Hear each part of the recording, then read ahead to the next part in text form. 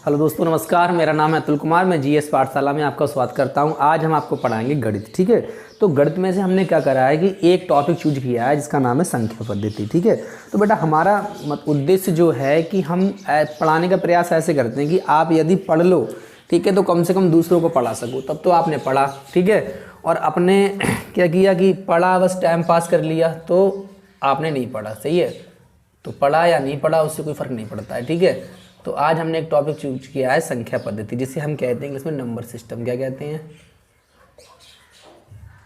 Number system.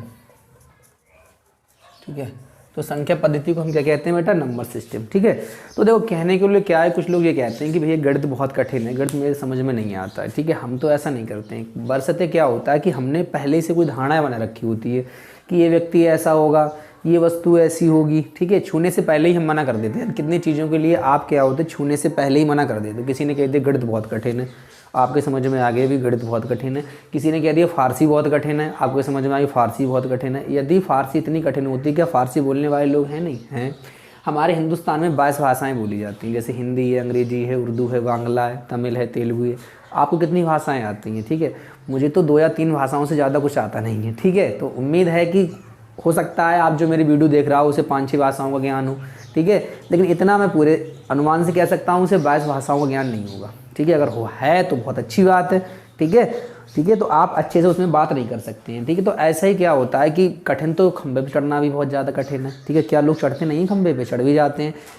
कठिन तो नदी में तैरना भी बहुत है, क्या लोग तैरते नहीं हैं? तैर भी जाते हैं। ठीक है, तो उम्मीद हम ऐसी करेंगे कि हम आपको पढ़ाएंगे ऐसे कि आपको याद होता चला जाएगा। ठीक है, तो आइए चलो स्टार्ट करेंगे कि ऐसे स्टार्ट करेंगे कि संख्या पद्धति हमको समझ में आ जाए। और आपको यदि संख्या पद्धति अच्छे समझ में आ गई तो आपको गणित अच्छे समझ में आने लगेगा। तो आज हम क्या करेंगे, केवल एक बेसिक चीज़ें बताते चले जाएंगे और बेसिक के बाद में हम संख्या पद्धति में जो जो टॉपिक हमें पढ़ाना है वो अभी हम नोट कर रहे हैं। ठीक है, और उसके बाद में आपको हम समझाते चले जाएंगे। जैसे सबसे पहले आपको पढ़ना होता है प्राकृतिक संख्या। क्या होती है? प्राकृतिक संख्या। ठीक है, नंबर 2 एक होती है पूर्ण संख्या। क्या? पूर्ण संख्या। नंबर 3 एक होता है पूर्णांक। क्या होता है? पूर्णांक। ठीक है, एक होती है सम संख्या। सम संख्या। एक होती है विषम संख्या। कौन सी? विषम संख्या। एक होती है अभाज्य संख्या। अभाज्य संख्या। ठीक है, एक होती है भाज्य संख्या। कौन सी होती है? भाज्य संख्या। ठीक है, और एक होती है पूर्ववर्ती। पूर्ववर्ती। एक होती है उत्तरवर्ती या कहते हैं अनुवर्ती। उत्तरवर्ती भी कहते हैं इसे, अनुवर्ती भी कहते हैं। ठीक है, और एक है आरोही। एक होता है आरोही क्रम। आरोही क्रम। ठीक है, एक होता है अवरोही क्रम। अवरोही क्रम। ठीक है, एक होती है परमेय। क्या होती है? परमेय। एक होती है अपरमेय संख्या। क्या होती है?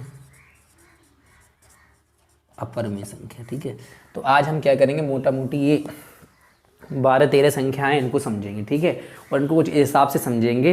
देखो हमें इसमें गहराई में नहीं जाना है, केवल एक समझना मात्र है। क्या करना है आपको? समझना मात्र है। हम टॉपिक वाइज लेके आएंगे और उसके बाद आपको अच्छे से समझाते चलेंगे। लेकिन हम क्या कर रहे हैं, जैसे उदाहरण के तौर पे मान लो आपको दौड़ लगाना है, आपको 5 किलोमीटर दौड़ लगाना है। एक ऐसे व्यक्ति को चूज करो जिसने कभी दौड़ नहीं लगाई हो, उसे 5 किलोमीटर दौड़ लगाना बहुत मुश्किल कार्य होगा। ठीक है, और यदि एक व्यक्ति उनमें से ऐसा हो जो 2 किलोमीटर रोज़ दौड़ लगा रहा हो, रोज़ लगा रहा हो, कभी 2 किलोमीटर लगा के आता है, कभी 3 किलोमीटर लगा के आता है, ठीक है, कभी 1 किलोमीटर लगा के आता है, ऐसे व्यक्ति को अगर 5 किलोमीटर दौड़ाओगे आप तो वो दौड़ जाएगा। ठीक है, चाहे हालत उसकी कुछ भी बन जाए लेकिन वो दौड़ जाएगा। ठीक है, और इसकी आदत में ही आ जाता है 5 किलोमीटर रोज़ दौड़ना, उसके लिए कुछ नहीं होगा। ठीक है, वो आसानी से दौड़ जाएगा।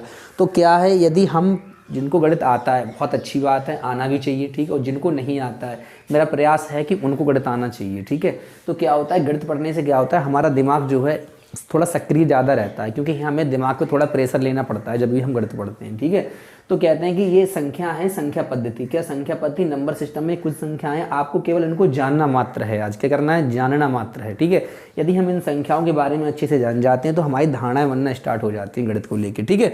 तो आइए समझते हैं, छोटी छोटी चीज़ें हैं, बस 15 से 20 मिनट में निपटा देंगे और बस आपको इतना ही समय में रहना है मेरे साथ। और उसके बाद में हम टॉपिक वाइज लेके आएंगे, उसमें प्राकृतिक संख्या बताएंगे, पूर्ण संख्या बताएंगे, बिल्कुल गहराई में जाएंगे और आपका एक भी प्रश्न नहीं छूटेगा। मतलब परीक्षा में अगर आप बैठ रहे हैं तो चाहे यूपीपीसीएस से लेकर यूपीएससी तक के सवाल जो गणित से पूछे जाएंगे वो बनेंगे। आप ये मान लो कि संख्या पद्धति से जहाँ भी प्रश्न पूछे जाएंगे, कोई सा भी एग्ज़ाम हो, एसएससी हो, जीडी कांस्टेबल हो, ग्रुप डी हो, कोई भी एग्ज़ाम हो, अगर संख्या पद्धति से प्रश्न आएगा तो आपका प्रश्न छूटेगा नहीं, ऐसा मुझे विश्वास है, ठीक है। तो आइए कुछ ऐसे स्टार्ट करेंगे कि हमको साथ ही साथ याद हो जाए। तो सबसे पहले हम क्या, तो वो चीज़ें, जब किसी शब्द का अर्थ हम जान लेते हैं, किसी शब्द का अर्थ जान लेते हैं तो उसके विषय में थोड़ी जानकारी वैसी बढ़ जाती है, ठीक है। जैसे उदाहरण के तौर पे मतलब आपको समझना है, जैसे लिखा है प्राकृतिक संख्या, तो कहते हैं प्राकृतिक संख्या किसे कहते हैं? कहते हैं वह संख्या जो वस्तुओं को गिनने के काम आती है। वे संख्याएं जो वस्तुओं को गिनने के काम आती हैं उन्हें हम क्या कहते हैं? प्राकृतिक संख्या कहते हैं। जैसे उदाहरण के तौर पे आप समझ लें, जैसे 1 है, 2, 3, 4, 5, 6।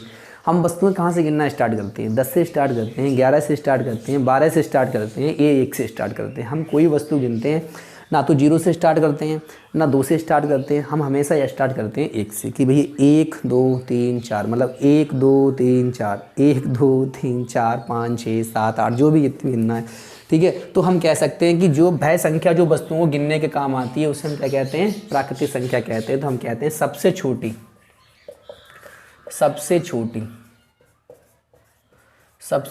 प्राकृतिक संख्या। तो सबसे छोटी प्राकृतिक संख्या कौन सी होगी? सबसे छोटी प्राकृतिक संख्या हमारी कौन सी होगी? 1। कौन सी होगी? 1। सबसे छोटी प्राकृतिक संख्या हमारी कौन सी होगी? 1 होगी। कौन सी होगी? 1, ठीक है।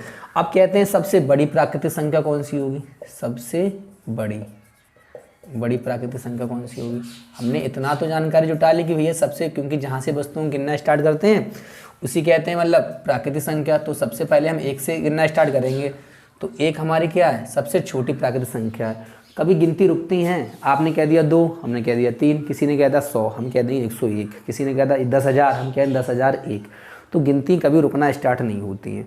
तो हम कह सकते हैं कि प्राकृतिक संख्या सबसे छोटी तो हम कह सकते हैं 1 है, लेकिन सबसे बड़ी कौन सी होती है? अनंत, ठीक है। जिसका कोई भी अंत नहीं है उसे हम कहते हैं अनंत। अनंत, जिसका कोई भी अंत ना हो उसे हम क्या कहते हैं? अनंत। तो सबसे छोटी प्राकृतिक संख्या कौन सी है? 1। और सबसे बड़ी कौन सी है? अनंत, ठीक है। तो जी हमने प्राकृतिक संख्या के संबंध में बात बताई। उसके बाद में होता है पूर्ण संख्या, ठीक है। अब यहाँ पे क्या होता है, थोड़ा कन्फ्यूजन रहता है। कुछ बच्चे कहते हैं कि सबसे छोटी प्राकृतिक संख्या कौन सी होती है? 1, जैसे हमने, और सबसे बड़ी 9 बोल देते हैं। 1, 2, 3, 4, 5, 6, 7, 8, 9, ठीक है। तो 9 क्या होता है कि 1 अंक की होती है। कैसी होती है? 1 अंक की सबसे छोटी संख्या 1 होगी और 1 अंक की सबसे बड़ी संख्या कौन सी होगी? 9। कि यदि 1 अंक की बात की जाए कि 1 अंक की सबसे छोटी संख्या 1 होगी और 1 अंक की सबसे बड़ी संख्या तो 9 होगी। अब 2 अंकों की बात करी जाए तो 2 अंकों की सबसे छोटी संख्या कौन सी होगी? 10 होगी और सबसे बड़ी 99 होगी। और 3 अंकों की 100 होगी और 3 अंकों की सबसे बड़ी 999। और 4 अंकों की सबसे बड़ी कौन सी होगी? 1000 होगी, ठीक है। तो 9999 4 अंकों की सबसे बड़ी होगी। जैसे ही बढ़ते चले जाएंगे 5 अंकों की सबसे छोटी 10,000 होगी, ठीक है। और 5 अंकों की सबसे बड़ी 99,999 होगी, ठीक है। तो ऐसे ही हम आगे पढ़ते चले जाएंगे, ठीक है। हमें ज़्यादा गहराई में नहीं जाना है। यहाँ से प्रश्न ऐसे पूछे जाते हैं कि 4 अंकों की सबसे बड़ी संख्या या 4 अंकों की सबसे छोटी संख्या का अंतर बताइए, ठीक है। तो हम वहाँ भी बात करेंगे, लेकिन अभी क्या मात्र हमको समझना मात्र है। क्या समझना मात्र कि 4 अंकों की सबसे बड़ी संख्या, यह कहते हैं कि एक संख्या दे देंगे, उसमें क्या इन संख्याओं का स्थान परिवर्तन कर रहे हैं, इनका अंतर बताइए, इनका योग बताइए, ठीक है। तो ऐसे बहुत सारे प्रश्न होते हैं जो एग्जाम में पूछे जाते हैं, लेकिन आज हमें क्या करना है, केवल मात्र समझना है कि प्राकृतिक संख्या किसे कहते हैं। तो वह संख्या जो वस्तुओं गिनने के काम आती है उसे हम प्राकृतिक संख्या कहते हैं, ठीक है। जैसे 1 है सबसे छोटी प्राकृतिक संख्या और सबसे बड़ी प्राकृतिक संख्या कैसी है? अनंत है। यदि 1 अंक की बात की जाए कि 1 अंक की सबसे बड़ी प्राकृतिक संख्या कौन सी है, तो वो 9 है। यदि 1 अंक की बात की जाए, 1 अंक की सबसे बड़ी प्राकृतिक संख्या कौन सी है, तो 9 होगी, ठीक है। ठीक है, बाकी तो 2 अंक हो जाएंगे, 10 गिनेंगे 2 अंक हो जाएंगे, ठीक है। तो इतना उम्मीद है आपको समझ में आया होगा। अब हम यहाँ पढ़ेंगे पूर्ण संख्या। कौन सी पढ़ेंगे? पूर्ण संख्या। तो कहते हैं पूर्ण संख्या किसे कहते हैं भैया? तो कहते हैं प्राकृतिक संख्याओं में यदि हम शून्य को भी शामिल कर लेते हैं, प्राकृतिक संख्याओं में यदि हम शून्य को भी शामिल कर लेते हैं तो वो क्या कहलाती है? वो पूर्ण संख्याएं कहलाती है। जैसे आपने अंग्रेजी पढ़ी होगी, आपको अंग्रेजी का ज्ञान होगा, ठीक है। तो अंग्रेजी जब आपने पहले सीखी होगी तो पहले आपको ABCD पढ़ाया गया होगा कि ABCDEFGHI सिखाएगा ना, सिखाया गया हो। ऐसे जब आप गणित पढ़ते हैं तो सबसे पहले आपको गिनतियाँ सिखाई जाती हैं, ठीक है। आपने कभी गौर किया है कि गणित में कुल कितने अंक होते हैं? तो गणित में कुल कितने अंक होते हैं? 10 अंक होते हैं। कौन से 10 अंक होते हैं? 0 से लेकर 9 तक। 0 1 2 3 4 5 6 7 8 9, ठीक है। इन्हीं 9 अंकों के माध्यम से हम कितनी भी बड़ी संख्या और कितनी भी छोटी संख्या लिख सकते हैं। जैसे आपको लिखना है 100, तो हमने 1 भाई यहाँ से ले लिया, 2 बार 0 बना दिया, भैया 100 हो गया। आपको लिखना है 530, हमने 5 यहाँ से ले लिया, 3 यहाँ से उठा लिया, 0 यहाँ बढ़ा दिया। तो कितनी छोटी संख्या और कितनी बड़ी संख्या आप कहाँ लिख सकते हो? इन्हीं 10 अंकों के माध्यम से लिख सकते हो। तो हम कह सकते हैं कि ABCD में कुल अक्षर कितने होंगे? आपने पता है, A से लेके Z तक आपको 26, ठीक है। ऐसे ही आपको गणित में कोई पूछे गणित में अंक कितने होते हैं तो आप कह सकते हैं 10, 0 से लेके 9 तक, ठीक है। तो अब क्या करना है कि हमें पूर्ण संख्या पढ़ना था। तो पूर्ण संख्या मतलब यदि प्राकृतिक संख्याओं में हम 0 शामिल कर देते हैं तो हमारी कौन संख्या बन जाती है? पूर्ण संख्या बन जाती है, ठीक है। तो सबसे छोटी पूर्ण संख्या कौन सी होगी? सबसे छोटी पूर्ण संख्या, सबसे छोटी पूर्ण संख्या कौन सी होगी? 0। कौन सी होगी? 0।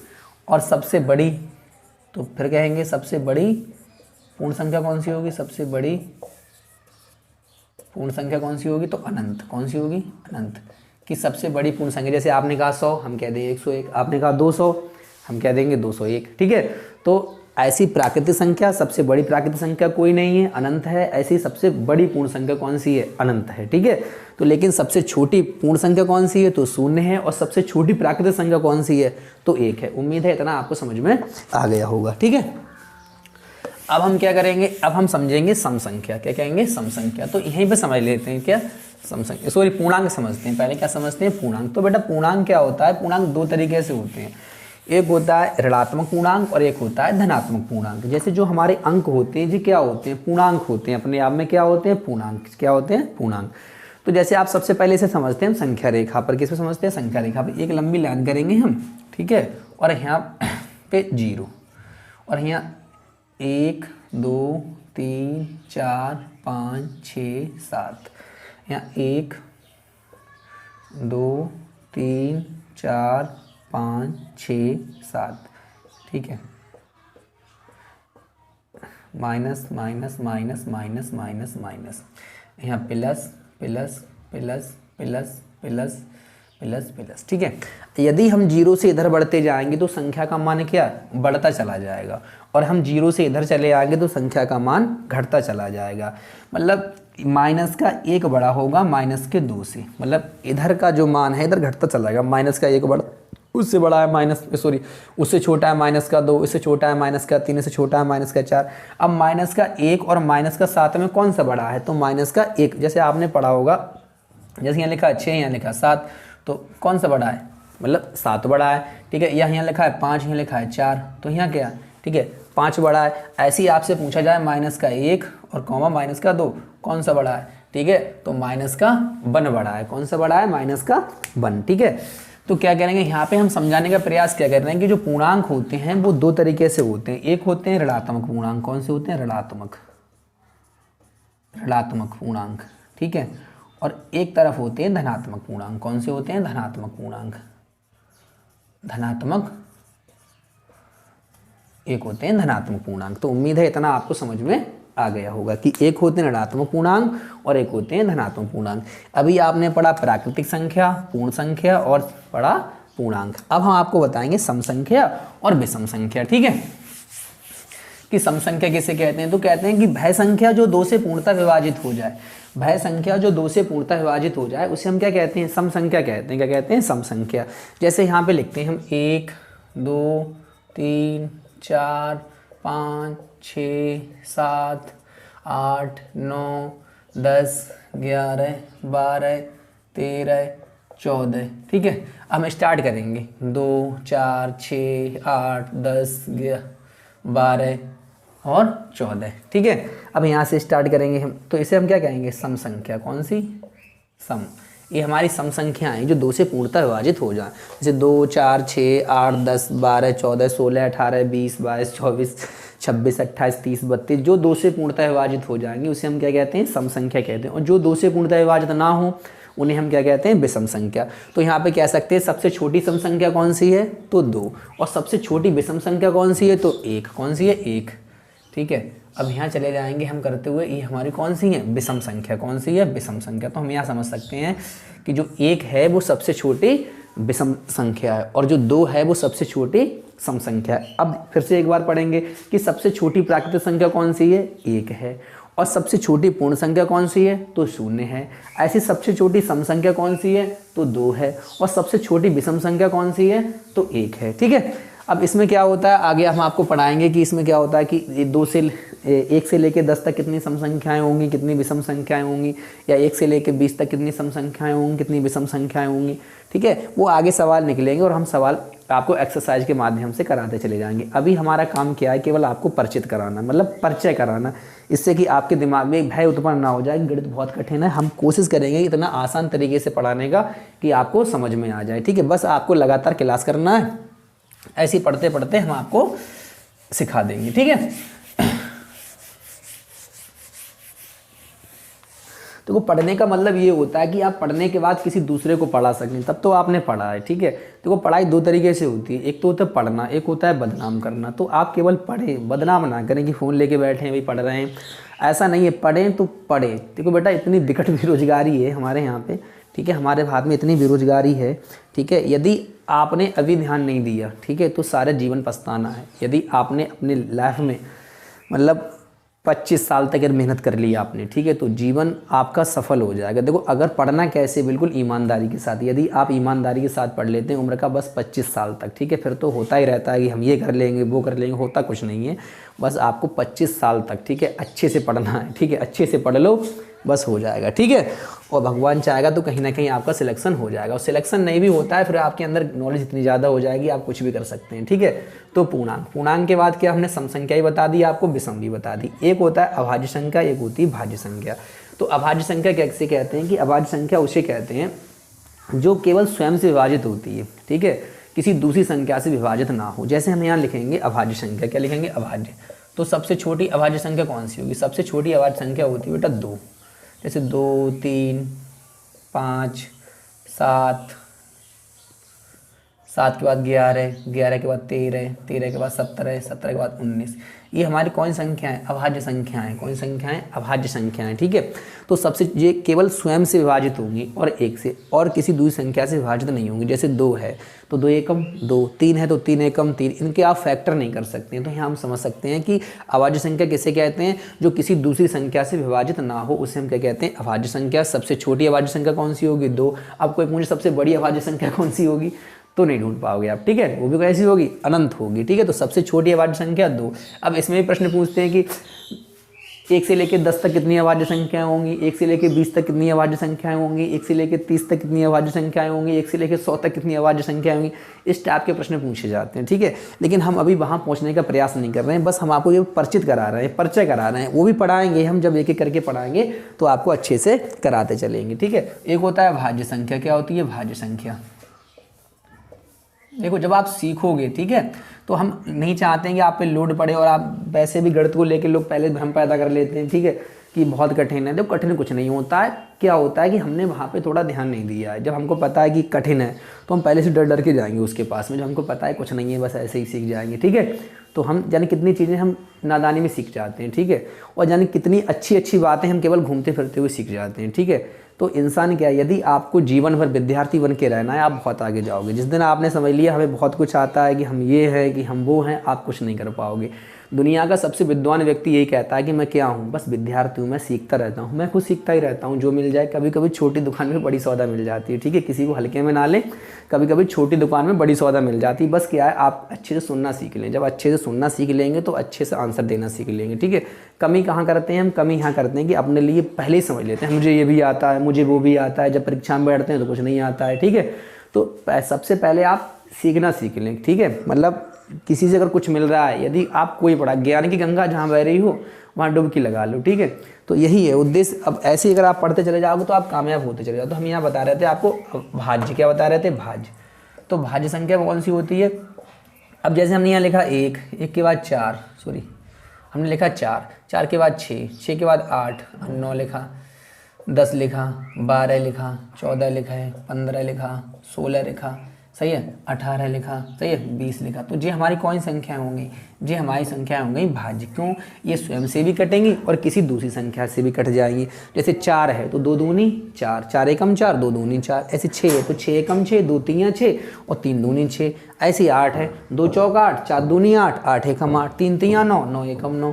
ऐसे 2 पंजे 10, 5 दूनी 10, 10 एकम 10। जो संख्याएं दूसरे संख्या से विभाजित हो जाती हैं उन्हें हम कहते हैं भाज्य संख्या। क्या कहते हैं, भाज्य संख्या। तो सबसे छोटी भाज्य संख्या कौन सी होती है, 4। सबसे छोटी अभाज्य संख्या कौन सी होती है, 2।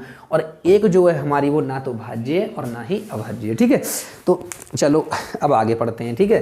अब एक होती पूर्ववर्ती, एक होती उत्तरवर्ती। तो पूर्ववर्ती किसे कहते हैं, तो किसी भी संख्या में से यदि हम 1 घटा दें, ठीक है, किसी भी संख्या में से यदि हम 1 घटा दें तो उस संख्या की वह पूर्ववर्ती संख्या प्राप्त हो जाती है। जैसे हम लिखेंगे यहाँ पे पूर्ववर्ती, क्या लिखेंगे, पूर्ववर्ती। कोई भी संख्या ले लो आप, जैसे हमने लिखा 8 कि भैया 8 का पूर्ववर्ती क्या होगा। तो हमें पता है कि किसी भी संख्या में से यदि एक संख्या माइनस कर दो तो उस संख्या की वो कौन संख्या प्राप्त हो जाती है, पूर्ववर्ती। जैसे 8 है तो 8 का पूर्ववर्ती 1 घटा दो, कौन सी मिल जाएगी, 7। अब 7 का पूर्ववर्ती कौन सा मिलेगा, 1 घटा दो 6, 6 का पूर्ववर्ती 1 घटा दो कौन सा, 5। ऐसे 10 है तो 10 का पूर्ववर्ती कौन सा होगा, 9, ठीक है। ऐसे हम लिखा 15, 15 1 घटा दो कितना हो जाए, 14। तो उम्मीद है इतना आपको समझ में आ गया होगा। किसी भी संख्या की पूर्ववर्ती संख्या प्राप्त करना है तो उस संख्या में से हम 1 घटा देते हैं, ठीक है। तो पूर्ववर्ती। और उत्तरवर्ती क्या या अनुवर्ती हम बोल सकते हैं, उत्तरवर्ती या अनुवर्ती, या तो उत्तरवर्ती कर दो या अनुवर्ती, ठीक है। तो इसमें क्या होता है, किसी भी संख्या में यदि किसी भी संख्या की आपको अनुवर्ती या उत्तरवर्ती संख्या प्राप्त करना है तो आपको क्या करना है कि उस संख्या में आपको 1 जोड़ देना है। जैसे अब 9 है तो 9 का पूर्ववर्ती अनुवर्ती याद करना है, पता करना है तो 1 जोड़ दूँ 10। अब 10 का अनुवर्ती कौन सा होगा, 1 जोड़ दूँ 11। 11 का कौन सा पता करना है, 1 जोड़ दूँ कौन सा हो जाए, 12। अब लिखा है 15, 15 का 1 करना है, 1 जोड़ दूँ कौन सा हो जाए, 16, ठीक है। तो उम्मीद है इतनी आपको समझ में आओ। यदि किसी भी संख्या के पूर्ववर्ती याद करना है तो उसमें से 1 घटा दो, और उत्तरवर्ती अनुवर्ती याद करना है तो 1 जोड़ दो। संख्या का पूर्ववर्ती अनुवर्ती आपको पता चल जाएगा, ठीक है। अब हमको देखना है आरोही क्रम और अवरोही क्रम।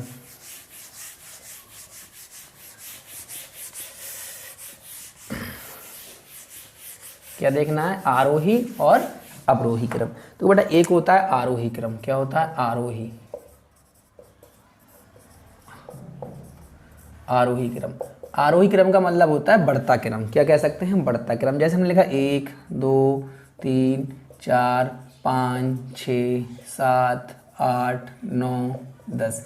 जी क्या, ये अपने आप में एक आरोही क्रम है। क्या है, आरोही क्रम है। हर संख्या का मान बढ़ता हुआ चला जा रहा है, ठीक है। जब किसी संख्या का मान बढ़ता हुआ चला जाता है तो क्या वो क्या होता है, आरोही क्रम होता है। अब किसी का मान घटते क्रम में जाए तो वो क्या हो जाता है, अवरोही। क्या हो जाता है, अवरोही। जैसे अवरोही क्रम, ठीक है। तो अवरोही का मतलब क्या होता है, जैसे लिखा 10, 10 के बाद 9, 9 के बाद 8 के बाद 7, 7 के बाद 6, 6 के बाद 5, 5 के बाद 4, 4 के बाद 2, 2 के बाद 1, ठीक है।